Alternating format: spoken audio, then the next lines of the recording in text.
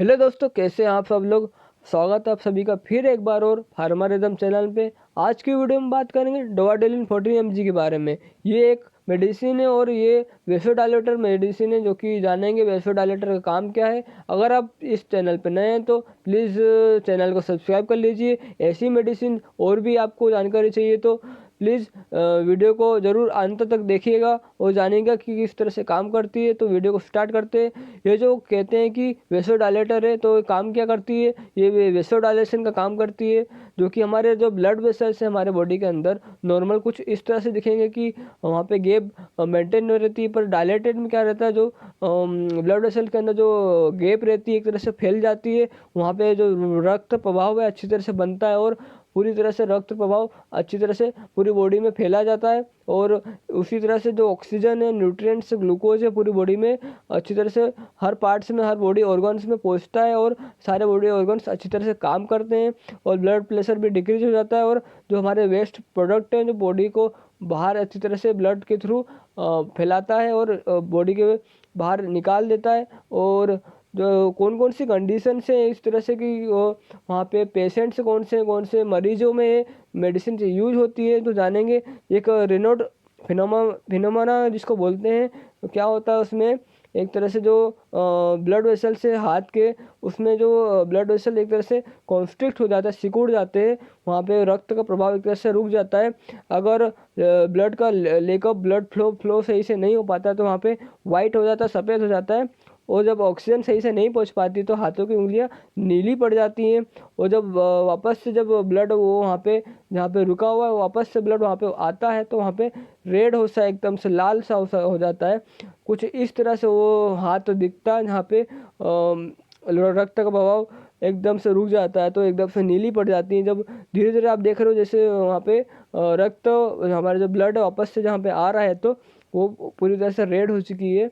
और कुछ इस तरह से दूसरी जो कंडीशन रहती है वहाँ पे क्या होता है, लो ऑक्सीजन के कारण आप देख सकते हैं यहाँ पे अंगूठे के अंदर नीलापन आ गया है, जो कि कॉन्स्टिट के कारण आता है। कुछ इस तरह से पूरी हमारी जो आर्टरी है हमारे हाथों के तक फैली गई है, हमारे उंगलियों तक फैली गई है। पर क्या होता है, पूर ब्लड फ्लो मतलब अच्छी तरह से ब्लड फ्लो नहीं हो पाता, तो वहाँ पे हाथों में कुछ इस तरह से होता है। तो यही पेशेंट्स में यही पे जो वेसोडाइलेशन का जो मेडिसिन काम करती है, तो रक्त का प्रभाव अच्छी तरह से पहुँचाती है और ये कंडीशन को दूर कर देती है कुछ मरीजों के अंदर।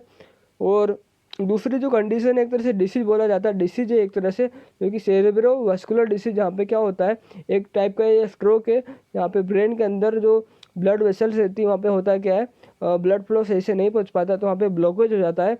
ब्लॉकेज क्यों होता है, वहाँ पे एक तरह से प्लेग जम जाता है, फैटी टिश्यूज के कारण प्लेग जम जाता है, तो एक तरह से स्ट्रोक होता है। और वो आदमी बेहोश भी हो सकता है कई टाइम पे, जहाँ पे ब्लड फ्लो सही नहीं हो पाता। तो जो ब्रेन का जो पार्ट होता है वो अच्छी तरह से काम नहीं करता है। कुछ कंडीशन ऐसी हो जाती है यहाँ पे ब्रेन का कुछ पार्ट काम नहीं करेगा, तो वो पार्ट अच्छी तरह से काम नहीं करेगा तो कई ऑर्गन्स भी अच्छी तरह से काम नहीं कर पाएंगे।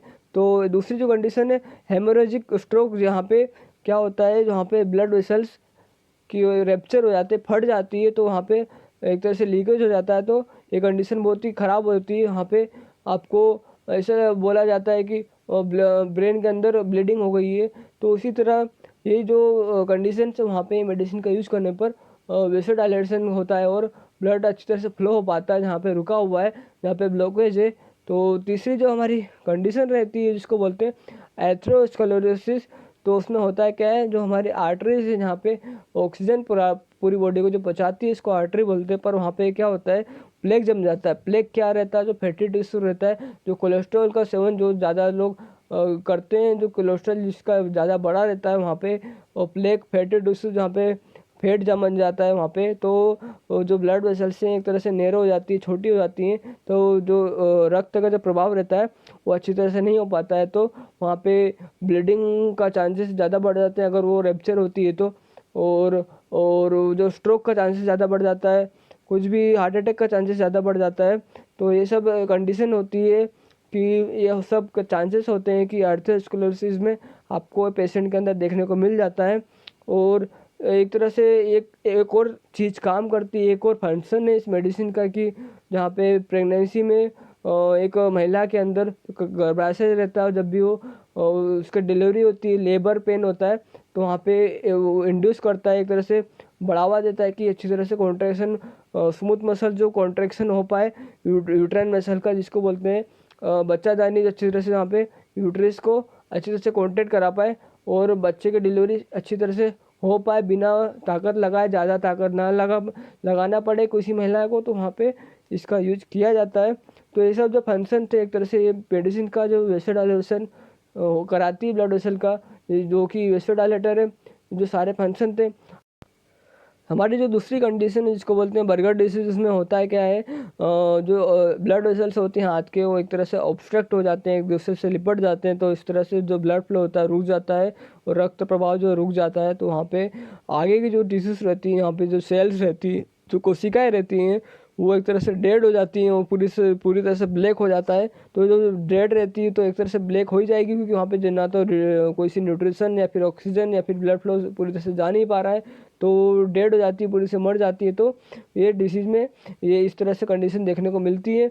और अब जान लेते हैं कि इस तरह से हमने जो कंडीशन पढ़ी हैं और जो मेडिसिन के इतने सारे जो लाभ या फिर प्रॉफिट है या फिर जो कि बेनिफिट्स हैं, और जान लेते हैं कि साइड इफेक्ट क्या हो सकते हैं। अगर आप मेडिसिन का यूज कर रहे हैं तो आपको थोड़ा सा कमज़ोर फीलिंग सा हो सकता है, डिजीनेस, थोड़ा सा चक्कर आ सकता है, या फिर प्लस एक तरह से गर्म आपको फील होगा, आपके हॉट प्लेसेस जैसे कि माथे के ऊपर वह गर्म सा लगेगा, फिर हाथ पैर में थोड़ा सा गर्म सा लगेगा, और पेट आपको थोड़ा स्टमक जो कि एक तरह से अपसेट सा लगेगा कि आपको भूख नहीं लग रही, या फिर एक तरह से घबराहट सी फीलिंग होती है, थोड़ी सी उल्टी जैसा मन होता है, फिर पेट में थोड़ा दर्द हो सकता है। ये जो साइड इफेक्ट एक तरह से देखने को मिल सकते हैं अगर आप मेडिसिन का यूज कर रहे हैं। तो हर किसी को साइड इफेक्ट देखने को नहीं मिलता, पर किसी किसी को अगर साइड इफेक्ट होता है तो आप अपने डॉक्टर से सलाह ले सकते हैं कि हमको साइड इफेक्ट देखने को मिल रहे हैं, हम क्या कर सकते हैं इस साइड इफेक्ट को दूर करने के लिए।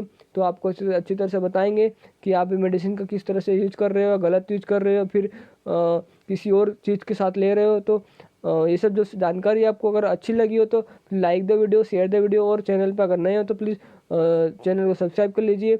और भी मेडिसिन की जानकारी और लाएंगे। तो thank you very much for watching this video. Good bye.